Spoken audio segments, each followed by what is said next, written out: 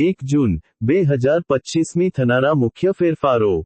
LPG સિલિન્ડરના ભાવ. 1 જૂનથી LPG સિલિન્ડરના ભાવમાં ફેરફાર થઈ શકે છે, જેમ દર મહિનાની પહેલી તારીખે થાય છે.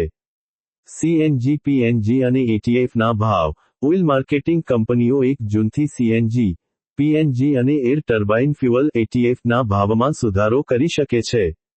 ક્રેડિટ કાર્ડ નિયમો.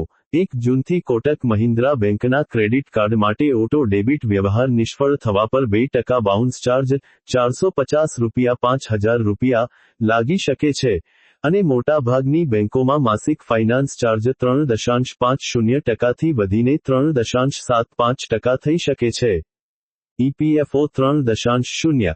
સરકાર 1 જૂને ઈપીએફઓનું નવું વર્ઝન ઈપીએફઓ 3.0 લોન્ચ કરી શકે છે, જે 9 કરોડથી વધુ સભ્યોને એટીએમમાંથી પીએફ ઉપાડવાની સુવિધા આપશે.